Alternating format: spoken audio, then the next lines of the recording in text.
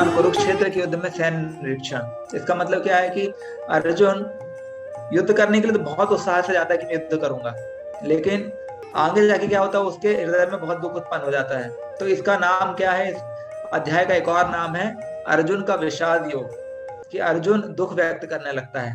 हम इसमें आगे चर्चा करेंगे क्यों दुख व्यक्त करता है।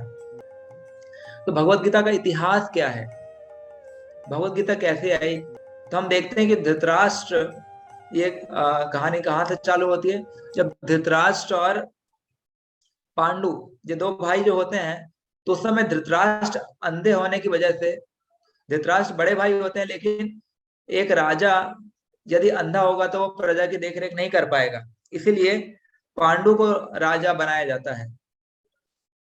और उसके बाद क्या होता है, पांडु के पुत्र होते हैं युधिष्ठिर और पांडव। तो उस समय पांडु की मृत्यु हो जाती है, वन में मृत्यु हो जाती है पांडु की। तो अब उस समय कोई राजा नहीं रहता है हस्तिनापुर में। तो उस समय ये निर्णय लिया जाता है कि जो धृतराष्ट्र है, अभी कोई नहीं है, तो हमें किसी को तो राजा बनाना ही पड़ेगा, क्योंकि बिना राजा के क्या होता है कि पूरी जो सृष्टि है या फिर जो भी राज्य है, उसमें चोर उचक्के और अलग अलग तरीके की गतिविधियां, गलत गतिविधियां चालू हो जाती हैं। तो इसलिए उन्होंने धृतराष्ट्र को वहां बना दिया राजा। और आगे क्या होता है कि अब आइडियल रूप से यह होना चाहिए कि धृतराष्ट्र को राजा बना तो दिया गया, लेकिन जब पांडु के जो पुत्र हैं उनको राजा बनना था, क्योंकि लेकिन वो छोटे थे, इसलिए वो राजा नहीं बन पाए थे। तो जब उन बड़े हो जाएंगे तो धृतराष्ट्र को उनको राजा बनाना था। लेकिन जब धृतराष्ट्र राजा बना तो उसने सोचा कि मैं अपने पुत्रों को ही राजा बनाऊंगा, तो इसलिए वो अलग अलग तरीके की कूटनीति करने लगा। तो हम देखते हैं कि जब यहाँ पर क्या होता है कि जो कृष्ण है वो जाते हैं वहां पर दुर्योधन के पास, कौरवों के पास जाते हैं कि हमारी संधि कर लीजिए, और पांडव क्योंकि क्षत्रिय हैं तो इनको 5 राज्य दे दीजिए ताकि ये क्षत्रिय राज्य कर सकें। लेकिन जो दुर्योधन होते हैं वो बोलते हैं मैं एक सुई के बराबर भी राज्य नहीं देना चाहता हूँ। तो इसलिए फिर कृष्ण, और उसने क्या किया, तो दुर्योधन इतना भौतिकवादी व्यक्ति था कि वो भगवान कृष्ण को ही बंदी बनाने के लिए तैयार हो गया। लेकिन भगवान को कौन बंदी बना सकता है, कोई नहीं कर सकता। तो फिर उस समय हम आगे बढ़ जाते, तो फिर उस समय युद्ध बिल्कुल निश्चित हो गया। तो उसके बाद क्या होता है कि अब कृष्ण अभी किसके साइड से युद्ध करेंगे, उसके लिए क्या होता है कि दुर्योधन भी कृष्ण के पास जाते हैं और अर्जुन भी कृष्ण के पास जाते हैं। तो क्या होता है, जब उस समय कृष्ण सोए हुए रहते हैं तो दुर्योधन जाकर सीधे कृष्ण के सिर पर बैठ जाते हैं, सर के बाजू में, पलंग के सिराने पर बैठ जाते हैं। और जो अर्जुन होते हैं कृष्ण के चरणों पर बैठे होते हैं। तो जब कृष्ण की नींद खुलती है तो कृष्ण सबसे पहले किसको देखते हैं, अर्जुन को देखते हैं। और फिर क्योंकि अर्जुन पैर में बैठे होते हैं तो स्वाभाविक है कि वो पहले अर्जुन को ही देखेंगे, और फिर थोड़े समय में फिर दुर्योधन को देखते हैं क्योंकि वो सिराने के पास बैठे होते हैं। अब क्या होता है कि अब जैसे अब दोनों बताते हैं कि अब कृष्ण को समझ जाते हैं क्योंकि भगवान है कृष्ण की क्यों आए हैं अर्जुन और दुर्योधन। तो यहाँ पर जो दुर्योधन, अब कृष्ण बोलते हैं कि तुम दोनों मुझसे पूछने आए हो या फिर मुझसे मदद मांगने आए हो युद्ध के लिए, तो पहले किसको मौका दिया जाए। तो कृष्ण बोलते हैं कि मैंने अर्जुन को पहले देखा है तो मैं अर्जुन को मौका दूंगा। लेकिन दुर्योधन बोलते हैं पहले तो मैं आया हूँ। लेकिन उस समय कृष्ण बोलते हैं कि चूंकि अर्जुन तुमसे छोटा है इसलिए उसको पहले मौका दिया जाएगा। तो अर्जुन को पहले मौका दिया जाता है। तो अर्जुन क्या बोलते हैं कि कृष्ण मुझे आप चाहिए मेरी सेना में। तो अर्जुन क्या बोलते हैं कि मैं आपको ही अपनी सेना में रखूंगा। लेकिन कृष्ण बोलते हैं,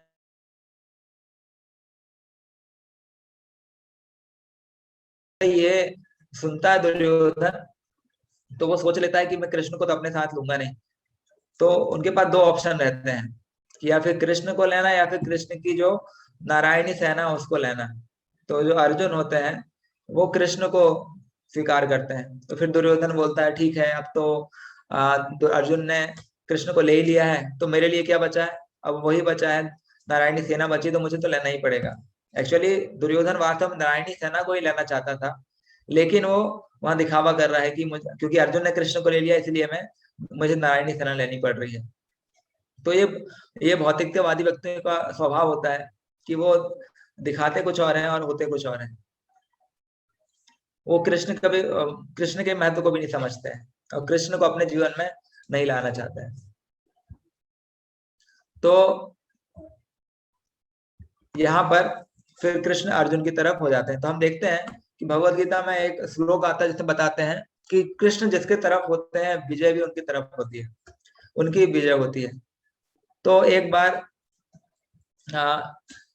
ऐसे कुछ लोग बोलते हैं कि भगवत गीता नहीं पढ़ना चाहिए, भगवत गीता पढ़ने से लड़ाई होती है।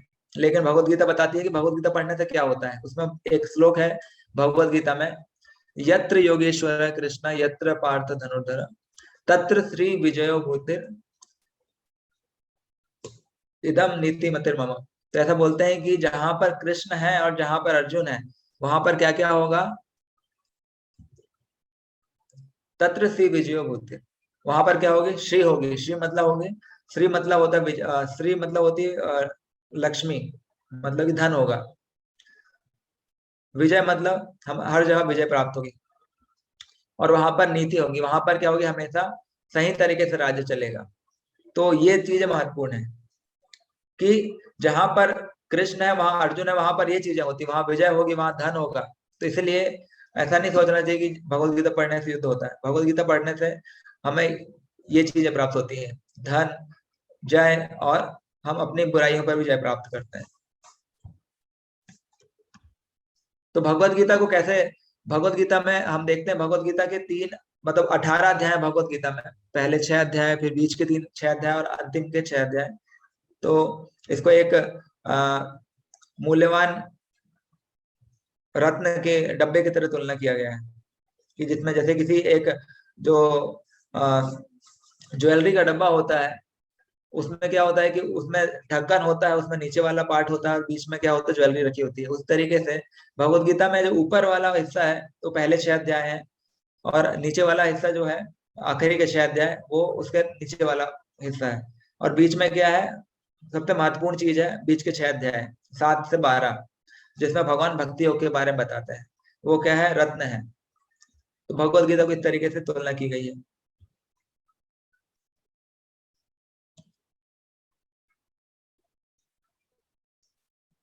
तो भगवत गीता के बारे में शंकराचार्य बोलते हैं, ये शंकराचार्य का श्लोक है जो मैं पढ़ने वाला हूँ।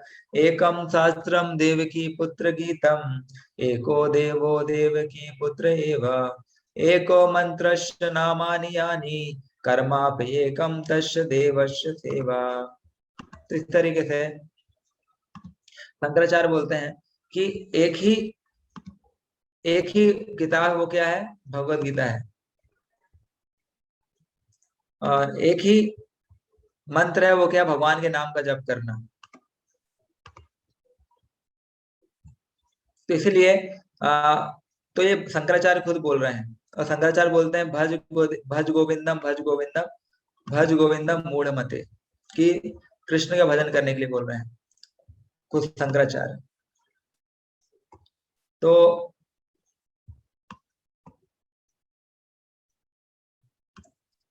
और यहाँ पर बता रहे हैं कि और क्या है, एक और चीज बताई गई है कि सबसे बड़ी सेवा क्या है, भगवान की सेवा करना। कर्मापि एकम तस् देवस्य सेवा, जो भगवान की भक्ति करना है वही भगवान की सेवा है ना। भगवान की भक्ति करना मतलब जैसे भगवान के नाम का जप करना, भगवान के नाम का कीर्तन करना, प्रसाद खाना, प्रसाद बांटना, ये सब भगवान की सेवा है। तो भगवत गीता में तीन तीन मैंने बताया कि भगवत गीता 3 तरीके से विभाजित है ना। पहला है कि उसमें जो पहले 6 अध्याय उसमें कर्म करने के बारे में बताया है, बीच के 6 अध्यायों में भगवान भक्तियों के बारे में बताते हैं, और अंतिम के 6 अध्याय में ज्ञानियों के बारे में बताते हैं। तो भगवत गीता का जो पहला पार्ट है, उसमें पहले अध्याय का जो पहला पार्ट है, एक नंबर श्लोक से 6 नंबर श्लोक तक, इसमें बताते हैं कि धृतराष्ट्र संजय से प्रश्न पूछते हैं और संजय उत्तर देते हैं। तो जो पहला श्लोक है, धृतराष्ट्र वाचा धर्म क्षेत्र कुरुक्षेत्र संवेता युजुषव माम का पांडवश्चैव किम अकुर्वत संजय। तो संजय से पूछ रहे हैं कि क्या कर रहे हैं,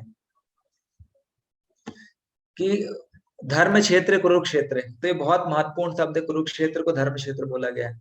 धर्म क्षेत्र मतलब जहां पर की अच्छे कार्य किए, धार्मिक कार्य किए जाते हैं। तो कुरुक्षेत्र ऐसी जगह थी जहां पर धार्मिक कार्य किए गए थे पहले। वहां पर बहुत सारे ऋषि मुनि ने आकर तपस्या की थी। वहां पर जो कुरुक्षेत्र है वो पहले से धार्मिक स्थान स्थान था।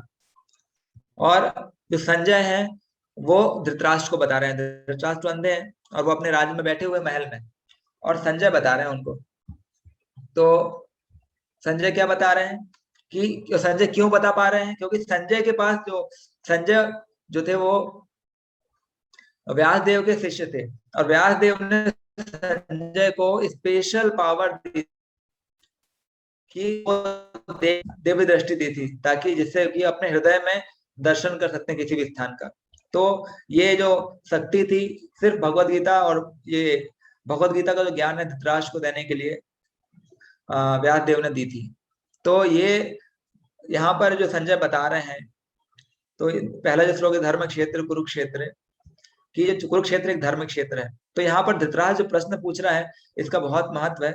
क्यों महत्व है, और धृतराष्ट्र प्रश्न क्यों पूछ रहा है, जैसे कि क्योंकि धृतराष्ट्र डरा हुआ है। जैसे कि और जैसे कुरुक्षेत्र धर्म क्षेत्र है, तो वहां अधार्मिक कार्य कोई भी करेंगे तो उतना सफलता प्राप्त नहीं होगी। और धृतराष्ट्र क्या करने वाला है, वो अधार्मिक कार्य नहीं कर रहा है, क्योंकि वो दुर्योधन को राजा बनाना चाहता है। और पांडवों को वास्तविक रूप से राजा बनना था, लेकिन वो पांडवों की जगह दुर्योधन को बनाना चाहता है। तो ये एक अधार्मिक कार्य है। तो इसलिए क्या है, वो उसको डर लग रहा है, धृतराष्ट्र को डर है कि कहीं मेरे बेटे हार ना जाए, या फिर मेरे बेटे उनके साथ संधि ना कर लें, या फिर दोनों पार्टी में से कोई भी एक पार्टी युद्ध से पीछे ना हट जाए, क्योंकि वो धर्म क्षेत्र है, वहां पर अधार्मिक कार्य हो ही नहीं सकता है। तो जिस तरीके से ये धृतराष्ट्र प्रश्न क्यों पूछ रहा है, क्योंकि उसको संशय है। जैसे कि जब इंडिया इंडिया टीम जब पाकिस्तान खेलने जाती है तो दूसरे की पिच में खेल रही है, तो यहाँ पर भी धृतराष्ट्र जो है वो अधार्मिक कार्य धर्म के क्षेत्र पे कर रहा है। तो उसे क्या है, उसे संशय तो बना ही रहेगा कि वो जीतेगा कि नहीं जीतेगा, इसलिए वो प्रश्न पूछ रहा है। अब इस सिंपल सी बात है कि अब युद्ध क्षेत्र में गए हैं तो युद्ध ही करेंगे, लेकिन यहाँ पर फिर भी धृतराष्ट्र पूछ रहा है कि मकुर्बत संजय, क्या कर रहे हैं वहां पर। अब भैया युद्ध क्षेत्र में कोई आया है तो युद्ध ही करेगा, उसके अलावा तो और कुछ काम नहीं करेगा, लेकिन फिर भी धृतराष्ट्र पूछ रहे हैं क्योंकि उसे बहुत संशय है,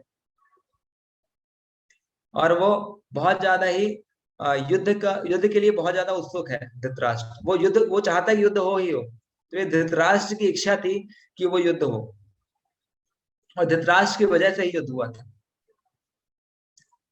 धृतराष्ट्र की जो कामनाएं थी अपने दुर्योधन को उस राज्य का राजा बनाने की, इसलिए युद्ध हुआ था। तो धृतराष्ट्र को यहाँ पर एक धृतराष्ट्र अंधा जन्म से ही था, लेकिन उसको बोला गया है कि वो आध्यात्मिक रूप से भी अंधा था, है ना। तो इस भौतिक जगत में अधिकतर लोग धृतराष्ट्र की कैटेगरी पे ही आते हैं, क्योंकि सभी लोग क्या है, आध्यात्मिक रूप से उनको ज्ञान ही नहीं, आध्यात्मिक ज्ञान ही नहीं है कि जीवन का उद्देश्य क्या है, क्या करना चाहिए। वो सब भौतिक चीजों के प्रति भाग रहे हैं। तो धृतराष्ट्र भी एक ऐसा व्यक्ति की यहाँ पर रोल निभा रहा है, जिसमें वो एक भौतिकतावादी व्यक्ति की तरह कार्य कर रहा है, और सिर्फ धन चाहता है अपने जीवन में और राज्य चाहता है। तो जब कोई इस तरीके से करता है तो उसे अंत में पछताना पड़ता है। तो और यहाँ पर एक और शब्द उपयोग किया गया, माम का। तो धृतराष्ट्र अपने और पांडु के पुत्रों के बीच में तुलना कर रहे हैं, और पांडु के पुत्रों के बीच में पक्षपात, हमेशा पक्षपात करता है थे। तो माम का मतलब मेरे, तो मतलब जो धृतराष्ट्र है वो अपने सिर्फ कौरवों को ही अपने पुत्र समझ रहा है।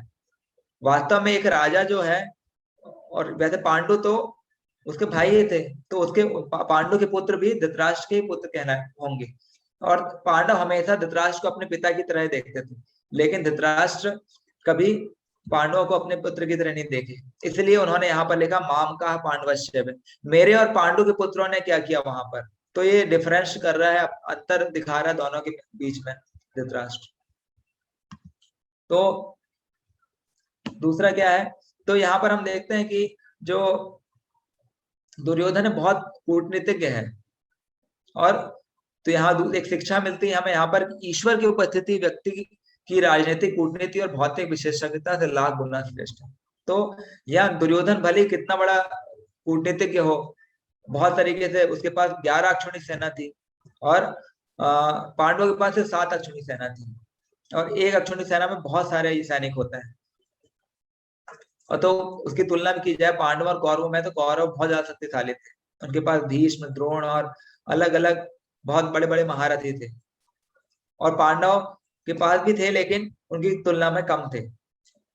लेकिन फिर भी हम देखते हैं कि जो भौतिक, यहाँ दुर्योधन एक भौतिकतावादी व्यक्ति की तरह है जिसके पास बहुत सारी शक्तियां हैं, लेकिन फिर भी इतनी शक्तियां होने के बाद भी वो कृष्ण को अपने कृष्ण उनके पास नहीं है।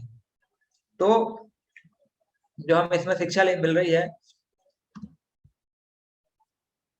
कि ईश्वर की उपस्थिति, मतलब यहाँ कृष्ण की उपस्थिति व्यक्ति की राजनीतिक, कूटनीति और भौतिक विशेषज्ञता से लाखों गुना श्रेष्ठ है।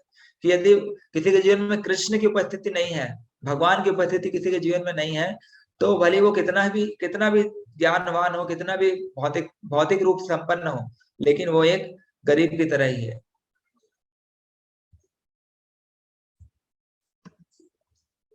तो हम देखते हैं कि दुर्योधन का भय, तो दूसरे नंबर श्लोक से 11 नंबर श्लोक में दुर्योधन का भय बताते हैं, संजय बताते हैं।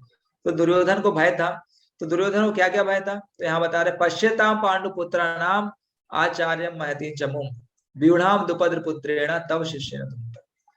तो दुर्योधन की कूटनीति का वर्णन किया जा रहा है। और दुर्योधन को भय किस चीज का था?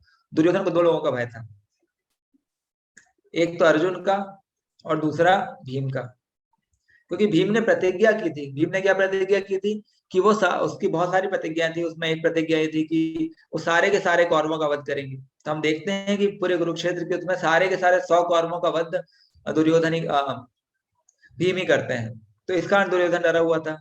और क्या प्रतिज्ञा की थी भीम ने एक और प्रतिज्ञा की थी कि वो, क्योंकि जब जो पूरे के पूरे राजसभा में जब द्रौपदी का वस्त्रहरण हो रहा था, उस समय जो दुर्योधन बोलते हैं कि द्रौपदी को कि तो मेरी जंघा में आकर बैठ जाओ, मेरी जांग पर आकर बैठ जाओ। तो उस समय भीम प्रतिज्ञा लेते हैं कि मैं तुम्हारी जांग को तोड़ दूंगा।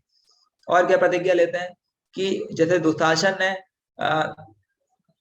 द्रौपदी के वस्त्र खींचे थे और द्रौपदी के बालों को पकड़ा था, तो उन्होंने बोले थे कि मैं इनके हाथों को उखाड़ दूंगा। तो इस तरीके से जो भीम की जो प्रतिज्ञाएं थी, इनको सोचकर भी दुर्योधन को बहुत डर लग रहा था। और दुर्योधन को ये बिल्कुल विश्वास नहीं था कि ये पांडव हैं, ये इतने साल 12 साल वनवास कर चुके हैं, 13 साल तक इन लोग अज्ञात, 1 साल का अज्ञातवास, 12 साल का वनवास किया है। तो जब 13 साल बाद इन लोग युद्ध करने आए हैं, तो इन लोग इतने पावरफुल कैसे हो गए, इतने शक्तिशाली कैसे हो गए? इन 13 साल में तो इनके पास कुछ भी नहीं था।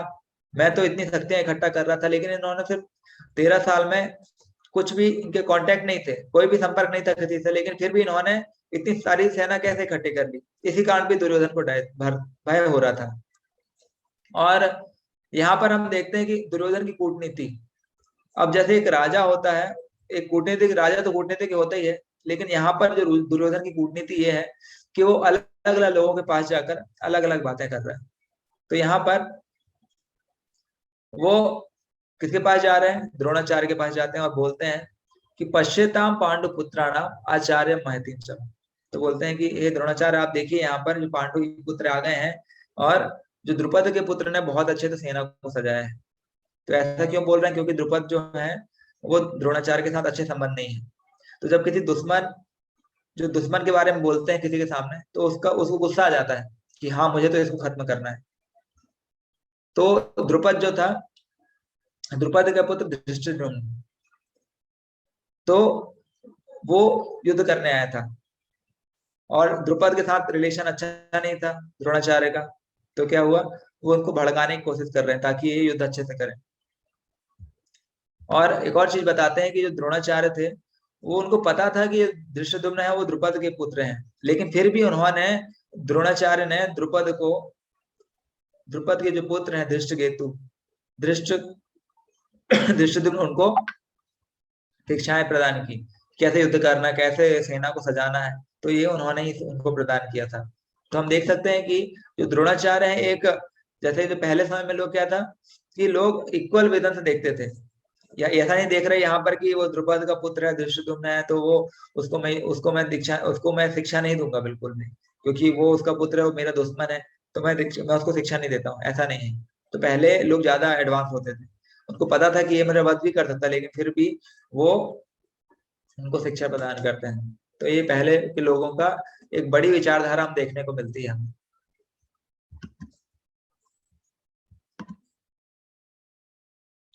और और बताते हैं, अत्र शूरा महेश्वासा भीमार्जुन समायुधि युयुधानो विराटश्च द्रुपदश्च महारथ। तो यहाँ पर अलग अलग लोगों के नाम बताए गए हैं, है ना।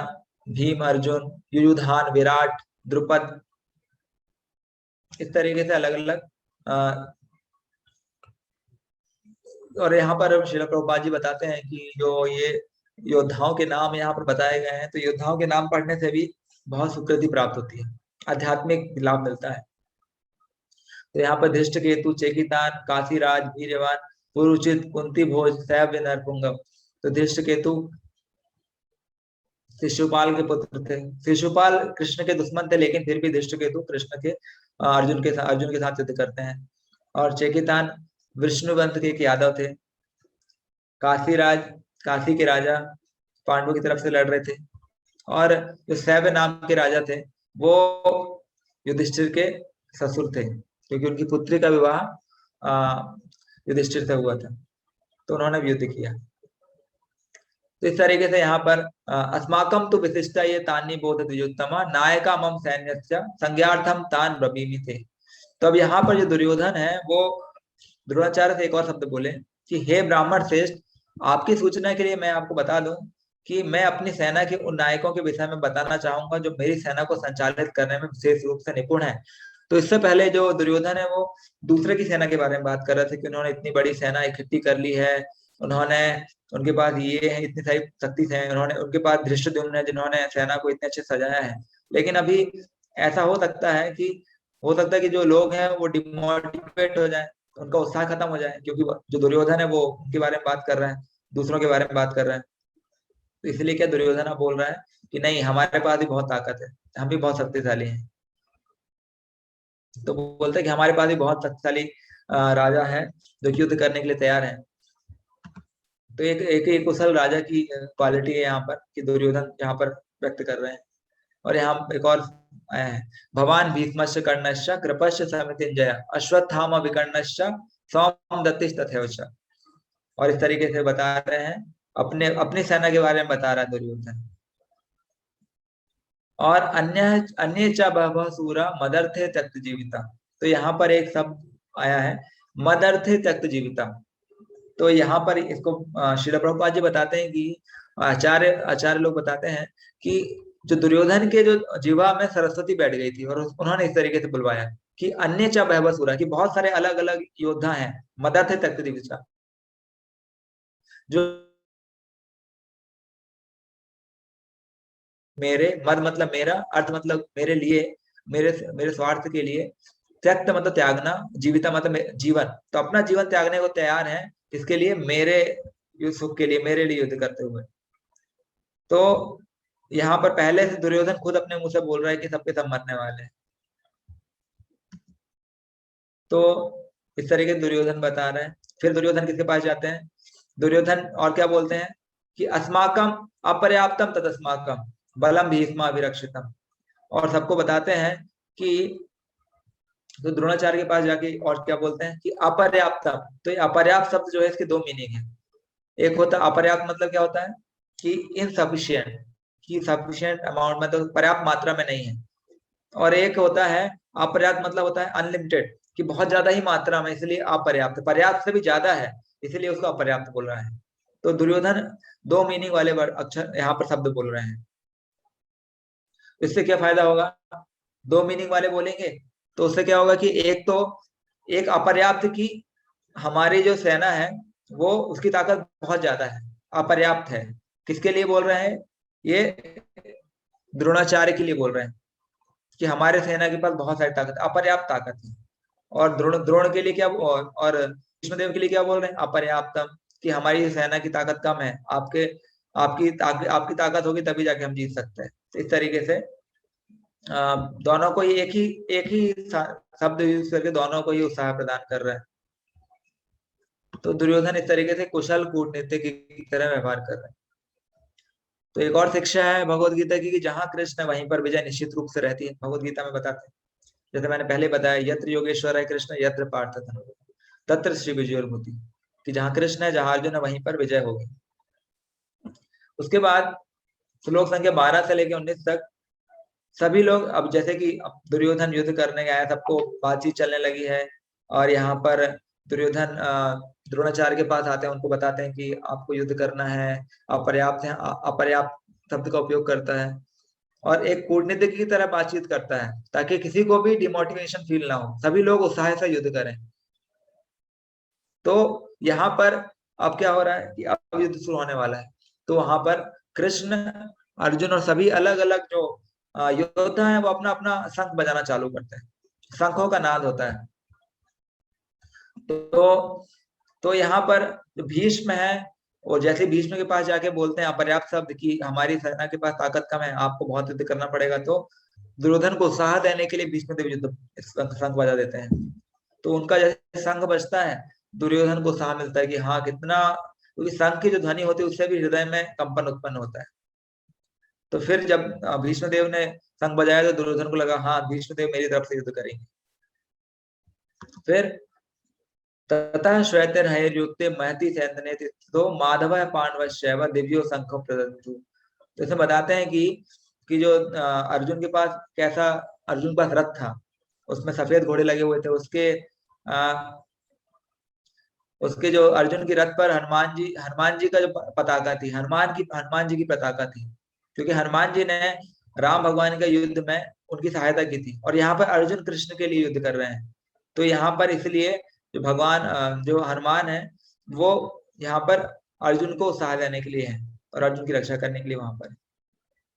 तो ये शंखों का यहाँ पर जो कृष्ण है उनको माधव कह के संबोधित किया गया। माधव का मतलब होता है कि माँ मतलब होता है लक्ष्मी जी को संबोधित किया जाता है, और धव मतलब होते हैं पति।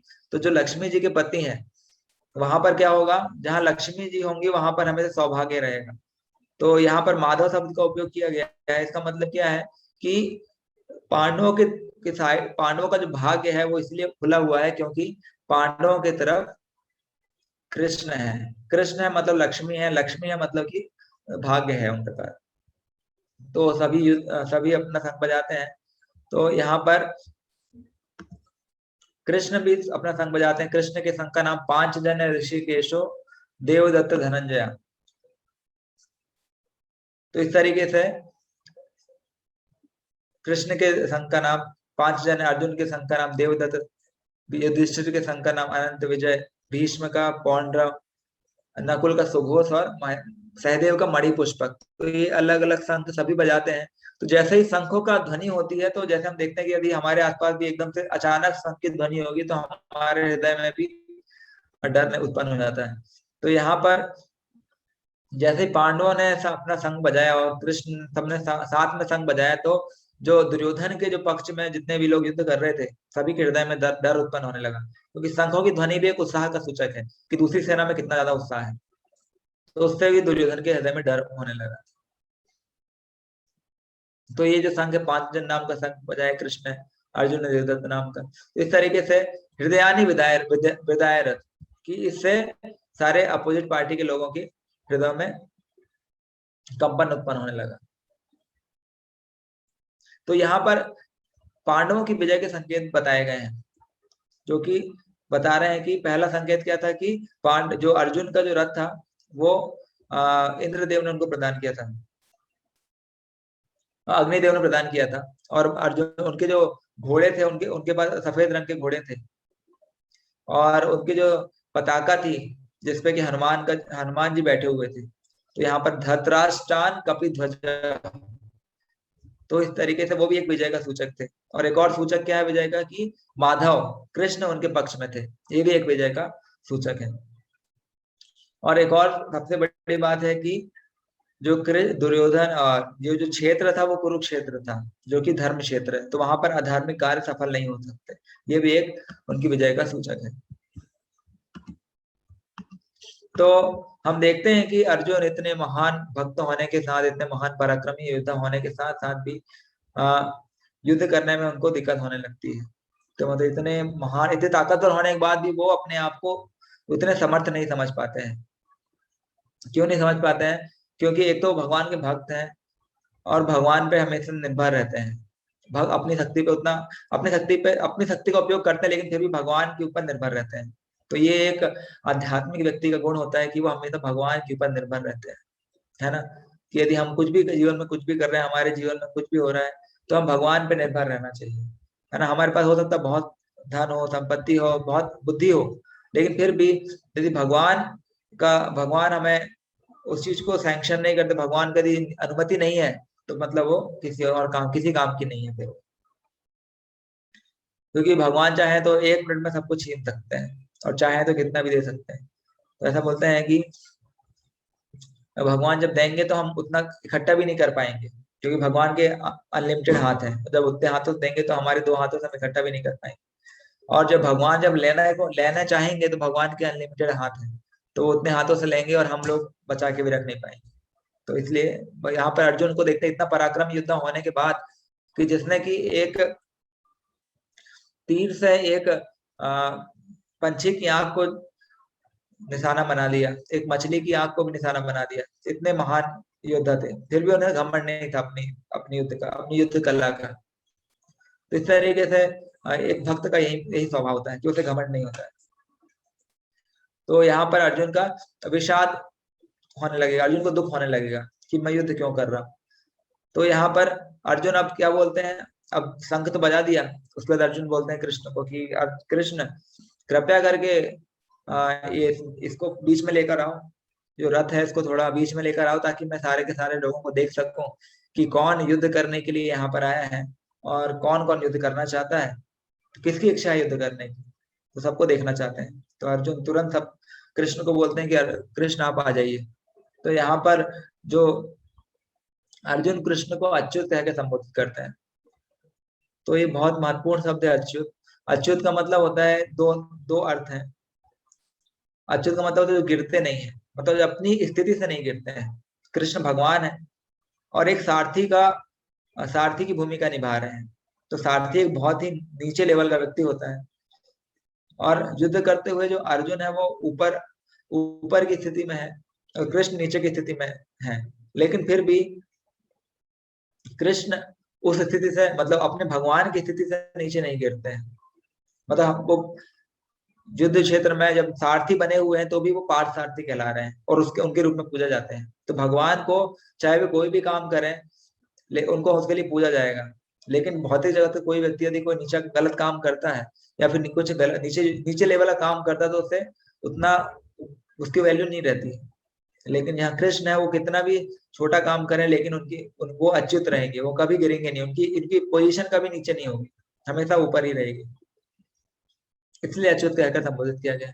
और दूसरा है कि अच्युत मतलब भगवान कभी भी अपने भक्तों की सहायता करने में पीछे नहीं होते, तो भक्तों की सेवा करने में पीछे नहीं रहते हैं। इसलिए अर्जुन कृष्ण को अच्युत कह रहे हैं। क्यों? एक और का कारण है कि जो युद्ध क्षेत्र में अर्जुन मेन व्यक्ति है, युद्ध कर रहे हैं, और कृष्ण सारथी हैं। और जब सारथी को चलाना होता है युद्ध में, तो क्या होता है, उसे अपने घुटने से बताना पड़ता है कि तुम्हें किधर मुड़ना है। क्योंकि युद्ध क्षेत्र में यदि युद्ध क्षेत्र में बोलेंगे भाई साहब थोड़ा राइट मुड़ जाओ, थोड़ा लेफ्ट मुड़ जाओ, तो उतने में तो तीर लग जाएगा और मर जाएगा व्यक्ति। तो इसलिए यहाँ पर जो अर्जुन है उनको कृष्ण को अपना घुटना मारकर बताना पड़ेगा कि तुम्हें आपको राइट मुड़ना है कि लेफ्ट मुड़ना है। यदि शरीर के दाहिने भाग में घुटना मारेंगे तो इसका मतलब आपको दाहिने मुड़ना है, यदि बाहिने भाग में मारेंगे मतलब बाहिने मुड़ना है। तो यहाँ पर हम देखते हैं कि अर्जुन और कृष्ण के बीच में कितना मधुर संबंध है, भगवान और भक्त के बीच में। तो ये बहुत महत्वपूर्ण है कि भगवान और भक्त के बीच का संबंध बहुत महत्वपूर्ण होता है। और भगवान जो रहते हैं हमेशा भक्तों की सेवा करना चाहते हैं, भगवान भक्तों की सेवा करने के मौके ढूंढते रहते हैं, और जो भक्त होते हैं वो भगवान की सेवा करने के लिए मौके ढूंढते हैं। तो ये बहुत महत्वपूर्ण सिद्धांत है। तो जो कि यहाँ पर अर्जुन यहाँ पर व्यक्त कर रहे हैं, क्योंकि कृष्ण भी यहाँ पर अर्जुन की सेवा करने में लगे हुए हैं, और अर्जुन भी भगवान के उपदेशों को पालन करने के लिए युद्ध करना चाहते हैं। और यहाँ पर एक और तो जैसे ही अब अर्जुन बोलते हैं कृष्ण को कि आप चलो यहाँ पर बीच में चलिए थोड़ा देखने के लिए, तो फिर अर्जुन कृष्ण बोलते हैं अर्जुन को गुड़ाकेश कह के संबोधित करते हैं। गुड़ाकेश मतलब होते हैं कि जिसने अपनी नींद पर विजय प्राप्त कर ली। क्योंकि अर्जुन जो व्यक्ति अर्जुन है वो गुड़ाकेश मतलब गुड़ाक मतलब होता है नींद, और ईश मतलब होता है जिन्होंने राजा, जिन्होंने नींद के राजा मतलब नींद पर विजय प्राप्त कर ली, जिन्होंने उसको बोलते हैं गुड़ाकेश। क्योंकि अर्जुन रात रात भर अपनी प्रैक्टिस करते थे, दिन में युद्ध करते थे, रात को प्रैक्टिस करते थे। किसकी प्रैक्टिस करते थे? ताकि युद्ध में अच्छे से लड़ सके, इसलिए उनको गुड़ाकेश कह के संबोधित कर रहे हैं।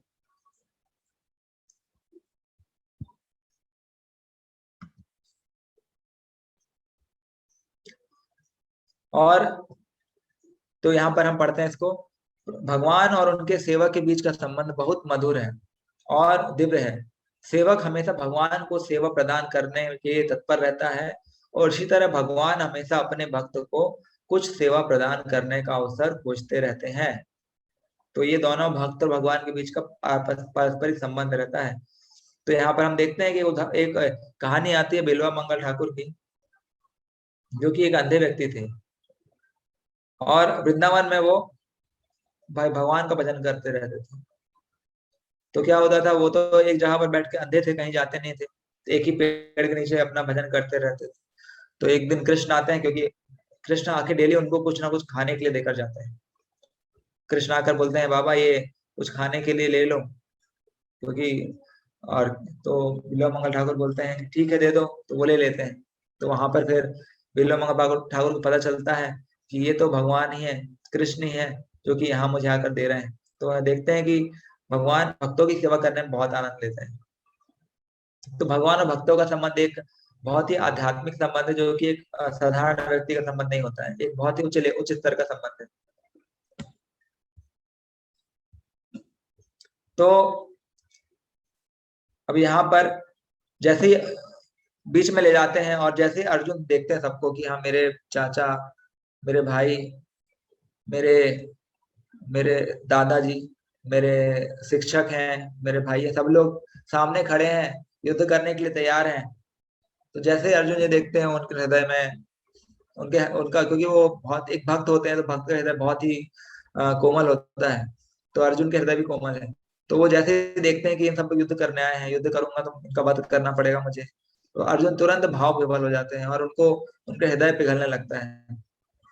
तो यहाँ पर हम देखते हैं कि कृष्ण अर्जुन को जानबूझकर ऐसी जगह में खड़ा करते हैं जहां से उनको बिल्कुल उनके सामने भीष्म होते हैं और द्रोण होते हैं, ताकि अर्जुन के हृदय में ये भाव उत्पन्न हो। और जैसे ये भाव उत्पन्न होगा तो कृष्ण को भगवत गीता बोलने का मौका मिल जाएगा। तो कृष्ण क्योंकि इस भौतिक जगत को भगवत गीता मिलनी चाहिए ताकि लोगों को भगवत गीता का लाभ मिले, तो भगवत गीता को उत्पत्ति करने के लिए कृष्ण जानबूझ के अर्जुन को ऐसी जगह खड़ा करते हैं जहां पर कि उनको उनके हृदय में इस तरीके के भाव उत्पन्न हो। तो भगवान का एक उद्देश्य होता है भगवत गीता को भौतिक जगत में लाने के लिए। और अर्जुन यहाँ पर एक ऐसे व्यक्ति का रोल प्ले कर रहे हैं कि जो कि जिसका हृदय बहुत कोमल है। और अर्जुन एक भक्त होने के नाते उनके हृदय कोमल तो है ही, लेकिन वो एक कायर व्यक्ति नहीं है। तो अर्जुन है इस तरीके से व्यवहार कर रहे हैं कि वो एक ऐसे व्यक्ति हैं जो कि युद्ध नहीं करना चाहते, लेकिन वास्तव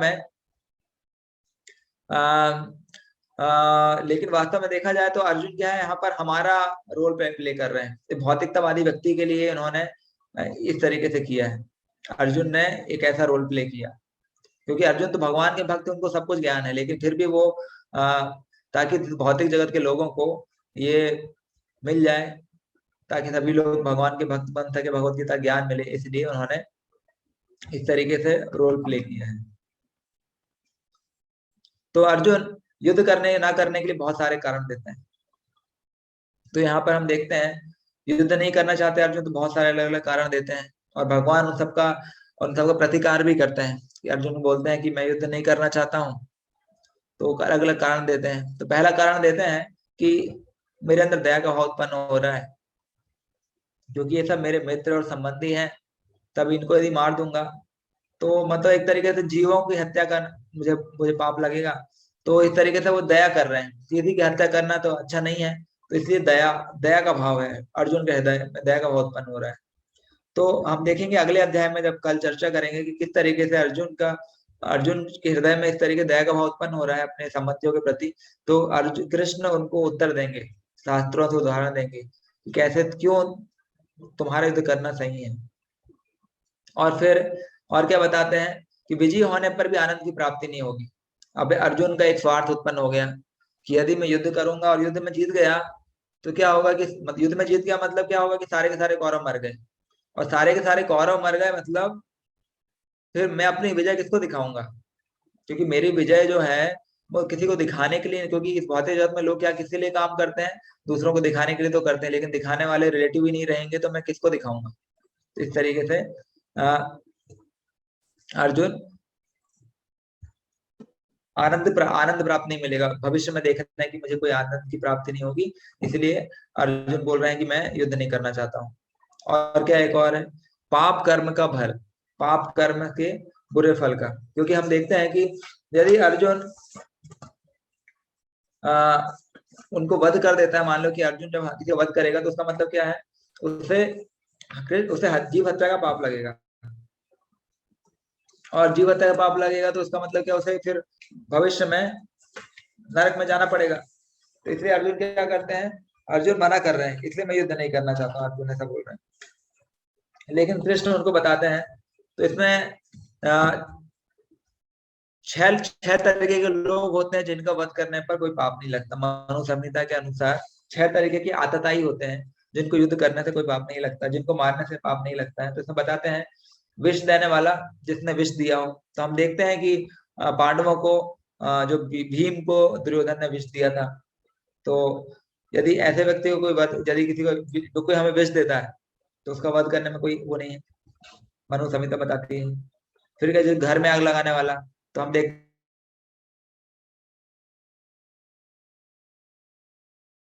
आग लगा दी थी ताकि वो मर जाए, तो ऐसे व्यक्ति का वध करने में कोई पाप नहीं लगता। तीसरा, घातक हथियार से आक्रमण करने वाला, तो हम देखते हैं कि कितने बार कई बार आक्रमण हुआ पांडवों के ऊपर। और क्या, धन लूटने वाला, तो हम देखते हैं कि दुर्योधन ने शकुनी की मदद से कैसे इंद्रप्रस्थ है, अर्जुनों और पांडवों का राज्य इंद्रप्रस्थ को हड़प लिया, है ना। और दूसरे की भूमि हड़पने वाला, तो हम ये देखते हैं धन और भूमि दोनों हड़प ली थी। पराई स्त्री का अपहरण करने वाला, तो हम देखते हैं यहाँ पर जो दुर्योधन है वो द्रौपदी की इंसल्ट करता है। तो इस तरीके से 6 के 6 जो आतताई होने के गुण है, कि आतताई 6 तरीके के आतताई होते हैं कि जो दूसरे को विष देने वाला, दूसरे घर में आग लगाने वाला, घातक हथियार से आक्रमण करने वाला, और धन लूटने वाला, संपत्ति लूटने वाला, और दूसरों की भूमि हड़पने वाला, और छठवां है पराई स्त्री का अपहरण करने वाला। तो इस तरीके से इस 6 तरीके के लोगों को मारने पर पाप नहीं लगता है। और फिर और के एक और कारण बताते हैं अर्जुन की मैं युद्ध नहीं करना चाहता, कि यदि मैं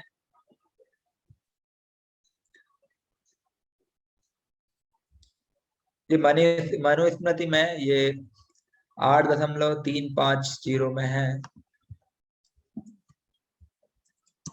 मनुस्मृति में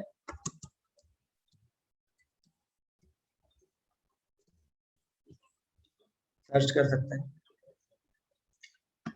तो इस तरीके से उन्होंने एक कारण बताया कि मैं युद्ध नहीं करना चाहता क्योंकि मुझे पाप कर्म का भय लग रहा है। और एक और कारण बताते हैं, पारिवारिक वंशावली का नाश, क्योंकि यदि मैं युद्ध में मार दूंगा सब लोगों को तो क्या होगा कि अभी जैसे कि वंश परंपरा चल रही है, यदि मैं सबको मार दूंगा तो इसका मतलब क्या, उनका वंश खत्म हो गया। तो मतलब परिवार के जो बड़े लोग ही मर जाएंगे तो क्या होगा कि जो बड़े लोग ही बताते हैं कैसे परिवार के जो धार्मिक कार्य कैसे करने, क्या क्या प्रोसीजर है, किस तरीके से करना है। तो यदि बड़े लोग ही मर जाएंगे, क्योंकि युद्ध में सभी लोग मर जाएंगे कौरव, तो इसका मतलब क्या है कि उनकी पारंपरिक जो वंश में जो चल रही है, जो रीति रिवाज चल रहे हैं वो सब खत्म हो जाएंगे। तो इसलिए, और अर्जुन इसलिए कंफ्यूज हो जाता है। और उससे क्या होगा, यदि जैसे कि वंश परंपरा में जो लोगों का नाश हो जाएगा, तो परंपराओं का पूरा नाश हो गया। परंपराओं का नाश हो गया तो क्या होगा, जो लोग हैं वो अधार्मिक हो जाएंगे। अधार्मिक हो जाएंगे तो क्या हो जाएगा कि लोग फिर अपने जो पूर्वज हैं उनको फिर पिंडदान नहीं करेंगे, तो उसका मतलब पूर्वज लोग हमेशा उनको जन्म नहीं मिलेगा दोबारा। तो इस तरीके से अर्जुन लंबे समय का देखते हैं।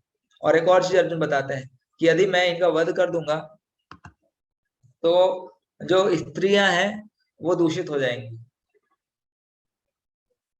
क्योंकि उनके उनके उनके जो घर हैं उनमें से सारे के सारे जो पुरुष हैं वो खत्म हो जाएंगे, तो स्त्रियां दूषित हो सकती हैं। और स्त्रियां दूषित हो जाएंगी तो वास्तव में क्या होगा कि जो समाज है वो पूरी तरह से दूषित हो जाएगा।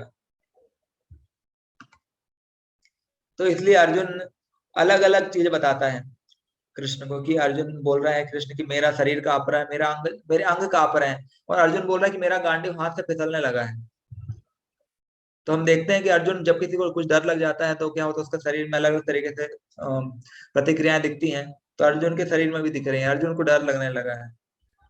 तो अर्जुन के शरीर कांपने लगा है, मुंह सूखने लगा है, रोंगटे खड़े होने लगे हैं, गांडीव खिसकने लगा है। और गांडीव खिसकना बहुत बड़ी बात है। कोई गांडीव यदि खिसक रहा है इसका मतलब क्या है कि गांडीव, अर्जुन ने प्रतिज्ञा ली थी कि मैं गांडीव कभी छोड़ूंगा नहीं हाथ से। यदि कोई मुझे गांडीव रखने के लिए बोल देगा तो मैं उसका वध कर दूंगा। एक बार जो युधिष्ठिर ने अर्जुन को गांडीव नीचे रखने के लिए बोला था, तो उस समय अर्जुन युधिष्ठिर तक को मारने के लिए तैयार थे, लेकिन वहां कृष्ण थे, उन्होंने बताया कि तुम यदि किसी सभ्य व्यक्ति को तुम यदि बुरे सब अपशब्द बोल दोगे तो उसके मरने के बराबर ही होता है। तो इस तरीके से फिर वहां पर अर्जुन ने युधिष्ठिर को कुछ अपशब्द बोले थे। तो इस तरीके से अर्जुन अपने अलग अलग चीजों से बता रहा है कि उसे कुछ भी अच्छा नहीं दिख रहा है युद्ध करने में, कुछ भी एक भी अच्छा कारण नहीं दिख रहा है कि युद्ध क्यों करना चाहिए। इसलिए अर्जुन युद्ध नहीं करना चाहता। और राज्य प्राप्त करने की इच्छा नहीं। तो अब यहाँ एक और कारण है कि अर्जुन जो है उसको युद्ध करके राज्य प्राप्त नहीं करना है। बोलता है कि मैं युद्ध करने से अच्छा क्या करूं कि मैं भीख मांगकर अपना जीवन व्यतीत करूं। लेकिन कृष्ण बोलते हैं तुम एक क्षत्रिय हो, यदि तुम युद्ध नहीं करोगे तो भीख भी नहीं मांग पाओगे, क्योंकि क्षत्रिय का जो स्वभाव है वो क्या है, युद्ध करने का भी है। यदि तुम सोच रहे हो कि तुम भीख मांग के अपना जीवन यापन करोगे तो तुम, ये कल्पना ही है तुम्हारी, तुम ऐसा नहीं कर पाओगे। क्यों नहीं कर पाओगे? क्योंकि क्षत्रिय का जो, यदि भगवत गीता बताती है कि हर व्यक्ति को अपने अपने स्वभाव के अनुसार कार्य करना चाहिए, और स्वभाव के अनुसार कार्य करना चाहिए। तो इसका मतलब क्या है कि जो अर्जुन का स्वभाव क्या क्षत्रिय का है, तो उसे क्षत्रिय की तरह युद्ध करना चाहिए। यदि युद्ध नहीं करेगा तो वो और दूसरा कार्य कर भी नहीं पाएगा, दूसरा कार्य करेगा तो उसमें सफल नहीं रहेगा। यदि किसी घर भीख मांगने गया अर्जुन और किसी ने भीख नहीं दिया तो वहां पर जाके युद्ध करने लगा, लड़ाई करने लगा। तो इसीलिए क्षत्रिय का स्वभाव रहेगा कि कोई मना नहीं, कोई चीज मना कर देगा कोई तो गुस्सा आ जाएगा उसे। इसलिए अर्जुन बोलता है कि यहाँ पर अर्जुन विजयी होने पर भी आनंद प्राप्त नहीं कर सकते बोलता है। तो अर्जुन देख रहे हैं कि यदि मैं जीत भी जाऊंगा तो आनंद प्राप्ति नहीं होगी। और यहाँ पर एक और, जैसे मैंने बताया कि तीसरा कारण पाप कर्म के बुरे फल का भय, कि अर्जुन को पाप कर्म का भय था। तो उस समय अर्जुन को यहाँ पर बताते हैं कि 6 तरीके की आतताइयों को मार सकते हैं, उनमें पाप नहीं लगता है। फिर एक और यहाँ पर ये कारण था कि चौथा कारण जो था परिवार को नष्ट करने में हानिकारक प्रभाव। तो यदि जैसे कि मैंने बताया कि जब युद्ध करेंगे तो उसमें वध होंगे, तो लोग मरेंगे, तो उसमें जो पुरुषों की हत्या हो जाएगी, पुरुषों का वध होगा युद्ध में, तो उससे क्या होगा, कुल का नाश होगा। और कुल का नाश होने से क्या होगा, कुल नाश होगा मतलब उनके सारे पुरुष खत्म हो जाएंगे। तो पुरुष और जो सीनियर मेंबर हैं उस परिवार के वो खत्म हो जाएंगे, तो पारिवारिक परंपराएं नष्ट हो जाएंगी। पारिवारिक परंपराएं नष्ट हो जाएंगी तो अधर्म की वृद्धि होगी, क्योंकि जो परंपराएं हैं, पारिवारिक परंपराएं, वो धार्मिक कार्य को बढ़ावा देती हैं। यदि वो ही नहीं करेंगे लोग तो अधार्मिक कार्य करेंगे, और अधार्मिक कार्य होंगे तो जो कुल की स्त्रियां दूषित हो जाएंगी। और जैसे ही कुल की स्त्रियां दूषित हो जाएंगी, इसका मतलब क्या है कि फिर वर्ण संकर उत्पन्न होंगे, और जो वर्ण संकर होंगे वो अधार्मिक कार्य को ही वृद्धि कर देंगे। तो कुल की, तो यहाँ पर प्रभुपाद जी बताते हैं कि जो स्त्रियों का सुरक्षित रहना बहुत जरूरी है। स्त्रियां हमेशा अपने पिता, पति या भाई के द्वारा सुरक्षित रहती हैं। और क्योंकि स्त्रियों का यदि पता हो तो उससे 3 चीज होती हैं, तो उसके परिवार के जो वरिष्ठ हैं उनको नरक का वास मिलता है, और या फिर उनके जो ऑलरेडी जो कई लोग हैं जो कि उनके जो पितर हैं, उनके जो उनको क्या है, उनको कोई जल देने वाला ही नहीं बचेगा। और इससे क्या होगा, सामुदायिक योजनाएं और पारिवारिक कल्याण कार्य विनष्ट हो जाएंगे। तो इस तरीके से जो इस अध्याय का आखिरी श्लोक इसमें बताते हैं, अर्जुन ने अपने धनुष और बाण को बाजू में रख दिया। इस तरीके से अर्जुन सोच रहे हैं कि मैं क्यों युद्ध करूं, और फिर बोल रहे हैं संजय, आखिरी में संजय धृतराष्ट्र को बता रहे हैं, एवं उक्त्वा अर्जुन संख्ये रथोपस्थोपाविशत विसृज्य सस्रम चापम शोक संविघ्न मानस। इस तरह से अर्जुन अपना धनुष बाण को बाजू में रख देते हैं और बोलते हैं कि हे कृष्ण, मैं तो युद्ध नहीं करने वाला हूं, और वहां पर अपने सिर पे हाथ रख के बैठ जाते हैं। तो यहाँ पर दिव्य ज्ञान के लिए योग्यता, दयालु तथा कोमल हृदय व्यक्ति जो भगवान की सेवा में रत हो, आत्मज्ञान प्राप्त करने की योग्यता। तो यहाँ पर अभी अर्जुन को ज्ञान भगवान देंगे। तो अभी भगवान कृष्ण ने बोलना चालू नहीं किया है। अभी संजय बता रहे हैं धृतराष्ट्र को कि इस तरीके से अर्जुन अपना अपना जैसे ही जो गांडी है वो नीचे रख दिया है। तो जैसे ही धृतराष्ट्र सुनते हैं तो धृतराष्ट्र को बहुत उत्साह प्राप्त होता है कि अच्छा चलो एक व्यक्ति तो कम हो युद्ध करने वाला, क्योंकि अर्जुन युद्ध करता तो कई लोगों की हत्या करता, लेकिन अर्जुन नहीं मार रहा है, तो मतलब क्या है कि वो जीवित है। तो मतलब हम जीत सकते हैं, उनको जीतने की संभावना धृतराष्ट्र को लग रही है कि हाँ, बहुत धृतराष्ट्र को अंदर से बहुत खुश होते हैं। तो अगले अध्याय में देखेंगे कि संजय और भी कुछ बोलते हैं, जैसे धृतराष्ट्र का जो उत्साह वो कम हो जाता है। तो हरे कृष्णा, धन्यवाद आप सभी का आज के सत्र को उपस्थित रहने के लिए। तो हमने क्या क्या चर्चा किया, ये अर्जुन का विषाद योग अध्याय है, जिसमें हमने शुरुआत में चर्चा की, धृतराष्ट्र ने कुछ प्रश्न पूछे थे कि क्यों युद्ध कर रहे हैं, क्यों आए हैं वहां पर। फिर उसके बाद अर्जुन को धृतराष्ट्र ने संजय से प्रश्न पूछे, संजय ने उत्तर दिए।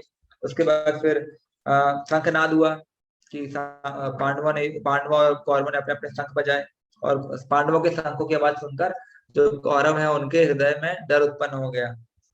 फिर कृष्ण अर्जुन को उस जगह पे लाके खड़ा करते हैं जहां पर कि भीष्म और द्रोण खड़े हैं, जिससे अर्जुन के हृदय में दया का भाव उत्पन्न होता है। फिर हमने देखा कि कैसे पांडवों की विजय के संकेत देखे हमने, और क्यों पांडव विजयी होने के लायक थे। और फिर अर्जुन युद्ध ना करने के अलग अलग कारण थे।